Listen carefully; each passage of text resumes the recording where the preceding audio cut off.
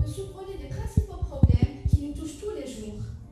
La première étape est de comprendre ce qu'est l'environnement. Par la suite, d'étudier les menaces à l'environnement. Climat, pollution, industrialisation, ainsi que les solutions possibles. Chère audience, permettez-moi aujourd'hui de vous parler de l'environnement. L'environnement, c'est l'ensemble des éléments qui entourent les êtres humains. Il est essentiel à la survie, car les gens ont besoin de respirer, de boire et de se nourrir. Heureusement, la planète peut répondre à ces besoins essentiels. Cependant, contrairement aux animaux, les êtres humains ont tendance à transformer leur environnement. Ils utilisent ce qui les entoure pour améliorer leurs conditions de vie. Par exemple, ils utilisent les cours d'eau pour laver leurs vêtements ou pour se débarrasser de leurs déchets. S'ils exagèrent, ils ne pourront plus boire de l'eau sans risquer de tomber malades, ce qui peut avoir des effets néfastes sur la nourriture des êtres humains. Ainsi, pour survivre, les êtres humains doivent faire attention à leur environnement. Malheureusement, ce n'est pas toujours le cas. Et maintenant, sans vous cacher de secrets, dans notre société, les menaces à l'environnement sont nombreuses. Parmi les principales, on note les suivantes. La pollution, le réchauffement climatique, la destruction de la couche d'ozone, la surproduction et la surconsommation. Et maintenant, parlons un peu de la pollution. Qu'est-ce que la pollution ? C'est la présence des matières polluantes dans notre environnement. Il y a plusieurs sortes de pollution. Les plus importantes sont la pollution de l'air, la pollution de l'eau et la pollution du sol. La pollution de l'air est souvent due à l'activité humaine, gaz d'échappement des véhicules et produits industriels. Ça peut aussi être causé par les produits chimiques qu'on trouve dans les peintures, les meubles et les nettoyants ménagers qu'on utilise dans les maisons. Et comme la respiration est essentielle à la survie, la pollution de l'air peut causer plusieurs maladies de santé. Asthme, cancer, maladies des poumons et maladies cardiaques. Ces problèmes touchent surtout les enfants et les personnes âgées. Merci. Bonjour tout le monde. Chaque année, plus de 300 millions de tonnes de déchets plastiques ne sont pas recyclés. Les conséquences de la nature sont gravissimes, notamment sur les océans qui contiendraient plus de 110 millions de tonnes. Des îles se retrouvèrent entièrement recouvertes de déchets. C'est le cas de l'île Anderson sur laquelle plus de 17 millions de tonnes de déchets seront accumulés. La pollution de l'eau a plusieurs origines. Elle peut tout d'abord être causée par les entreprises qui, pour économiser leurs argent, préfèrent de jeter leurs déchets dans les cours d'eau plutôt que de les traiter. Elle peut également être due à l'agriculture. Pour avoir des terres plus productives, on utilise de l'engrais, des insecticides et des herbicides pour plusieurs raisons. Dans la pluie, une grande partie de ces produits se retrouvent dans les cours d'eau. Enfin, l'eau peut être polluée par les eaux usées qui ne sont pas traitées correctement. Il ne faut pas oublier que toute l'eau qui passe par les égouts de grandes villes finit dans les fleuves et les rivières. Permettez-moi de vous dire que les 5 pays qui polluent le plus sont les suivants. La Chine, avec une quantité de 8,80 millions de tonnes. L'Indonésie, avec une quantité de 3,20 millions de tonnes. En 3e classe, les Philippines, avec une quantité de 1,90 millions de tonnes. Le Philippines, avec une quantité de 1,80 millions de tonnes. Et enfin, Sri Lanka, avec une quantité de 1,60 millions de tonnes. Permettez-moi, chers amis, de vous parler un peu de la pollution des sols. La pollution des sols peut être d'origine industrielle, par exemple à cause de déversement de déchets chimiques. Elle peut également être due à l'utilisation des motos et des véhicules. Par exemple, le terrain d'une station d'essence est toujours contaminé, et on va de même des terrains qui bordent les routes. Elle peut également être due à l'utilisation massive d'engrais ou de pesticides. Comme une grande partie de la nourriture pousse dans la terre, il faut tout faire pour que les sols ne soient pas contaminés. Merci.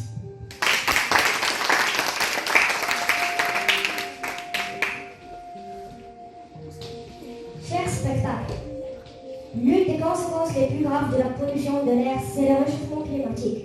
Ce réchauffement est dû à un phénomène qu'on appelle l'effet du serre. Pour bien comprendre, il faut savoir comment fonctionne une serre. Une serre est une construction en verre ou en plastique transparent. Pendant la journée, les rayons du soleil réchauffent tout ce que se trouve dans la serre. Lorsque le soleil se couche, la chaleur accumulée a tendance à remonter vers le haut. C'est là que l'effet de serre se produit.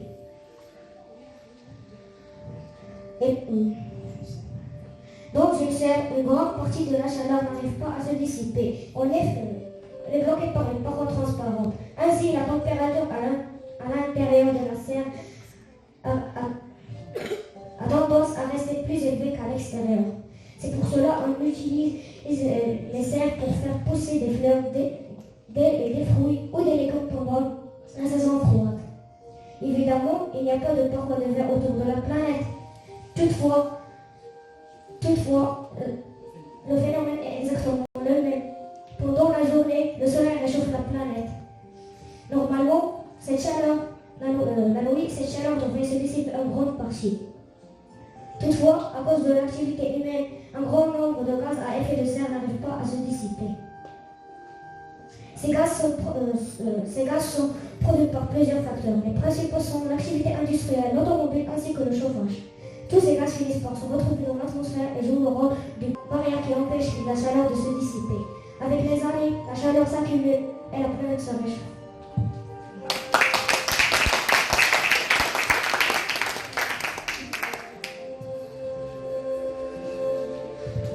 Les conséquences de réchauffement climatique.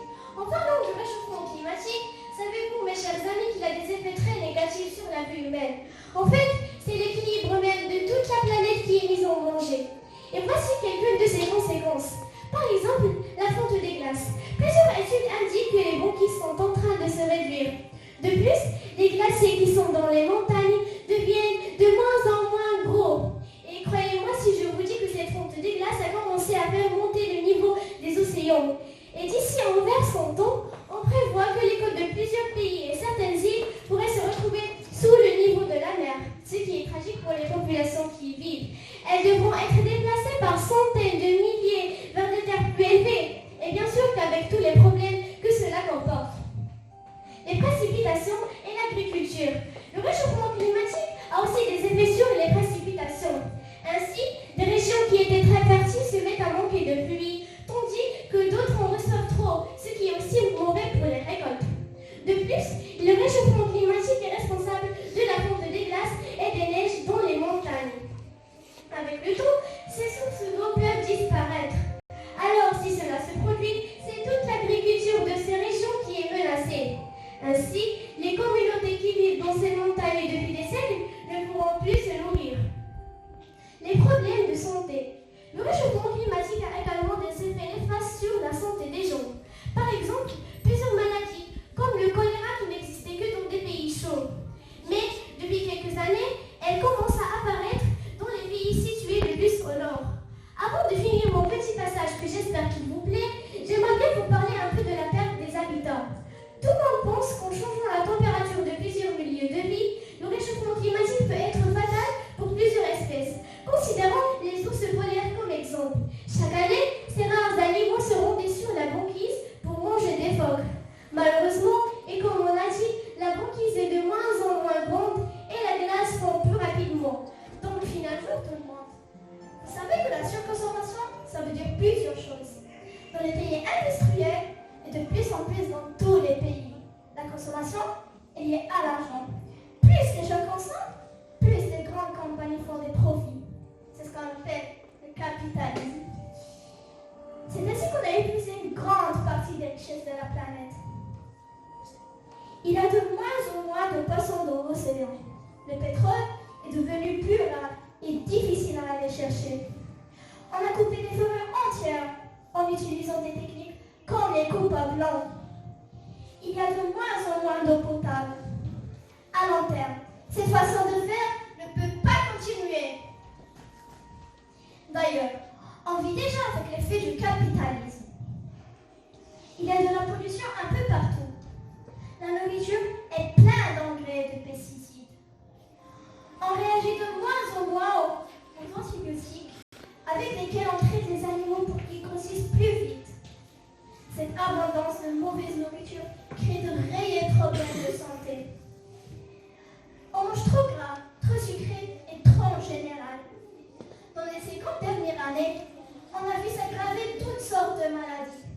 L'obésité, diabète, maladie du cœur, cancer, etc.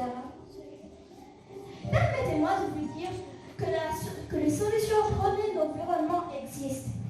Il faut que toutefois que tout le monde y mette du sien. De plus, comme les problèmes sont nombreux, les solutions doivent être nombreuses et variées. En voici quelques-unes. Les ententes internationales. Depuis plusieurs années, différents pays ont essayé de combattre la pollution et le réchauffement climatique. Il y a eu plusieurs rencontres internationales sur le sujet.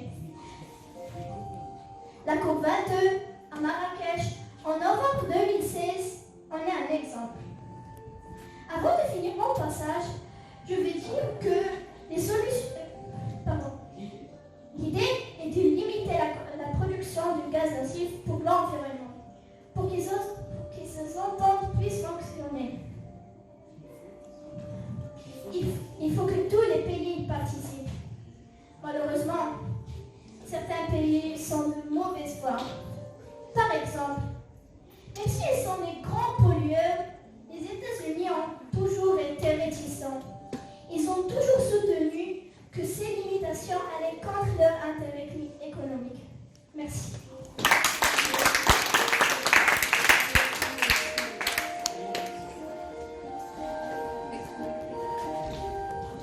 Bonjour chers spectateurs, on va parler des politiques énergétiques.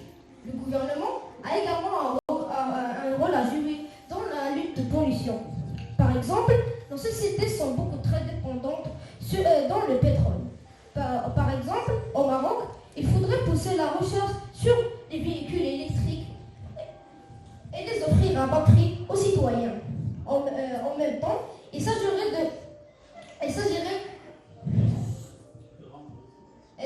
de rendre l'utilisation du pétrole moins intéressante en taxant un peu plus les gros véhicules qui en consomment davantage. Finalement, on pourrait améliorer les transports en commun. Le développement durable. Le principe du développement durable est de répondre aux besoins d'aujourd'hui sans détruire les ressources qui seront nécessaires pour les générations futures. Il faut donc utiliser les ressources sans les détruire. Ainsi, elle peut servir à nos enfants et par la suite à leurs propres enfants. Le recyclage et la récupération. Comme on l'a vu, la suremballage et la surconsommation font des tonnes de déchets chaque jour. Depuis quelques années, les gouvernements offrent aux citoyens les moyens pour récupérer et de recycler une grande partie des déchets. Malheureusement, il y a encore beaucoup trop de gaspillage. Il faut donc rendre plus efficaces les mesures liées à la récupération et le recyclage. Merci.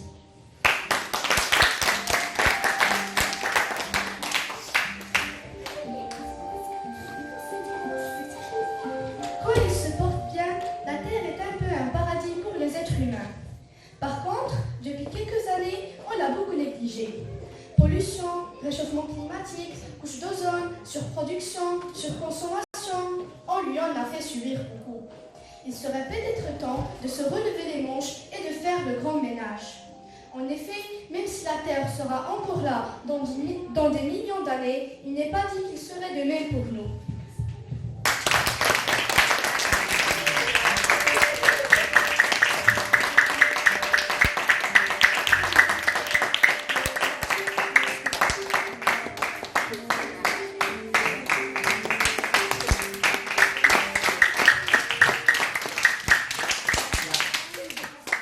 Merci. Cette présentation a été présentée par les élèves de la 6e année. Démocratie et la paix. Rita El-Alami, Isra Khalok, Sarah Karama, Sarah Amho, Khalis Tepsi et Ahmed Mazouk.